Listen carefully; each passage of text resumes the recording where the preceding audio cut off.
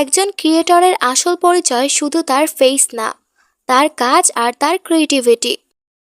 এখন আসি সেই প্রশ্নে যেটার জন্য তোমরা এতদিন অপেক্ষা করেছো, ফেস রিভিল কি হবে? সত্যি বলতে এই চ্যালেঞ্জ শুরু করার সময় আমার একটা প্ল্যান ছিল। আমি ভেবেছিলাম যদি এই চ্যালেঞ্জের মাধ্যমে আমি আমার গোল অ্যাচিভ করতে পারি, যদি সত্যিই ভাইরাল হতে পারি, তাহলে একটা স্পেশাল মোমেন্ট হিসেবে ফেস রিভিল করব। কিন্তু যেহেতু আমার সেই রেজাল্ট এখনও আসেনি, তাই আমি এখনই ফেস রিভিল করছি না। কারণ আমি চাই না মানুষ শুধু আমার মুখের জন্য আমাকে চিনুক। আমি চাই মানুষ আমার কাজ, আমার ক্রিয়েটিভিটি আর আমার চ্যালেঞ্জের জন্য আমাকে চিনুক। তোমরা যারা এতদিন ধরে পাশে ছিলে, ভালো কমেন্ট করেছো, সাপোর্ট করেছো, তোমাদের সবাইকে অনেক অনেক ধন্যবাদ। এই চ্যালেঞ্জ হয়তো আমাকে ভাইরাল করতে পারেনি, কিন্তু এটা আমাকে অনেক কিছু শিখিয়েছে। আর আমার জার্নি এখানেই শেষ না, সামনে আরও নতুন কিছু আসছে।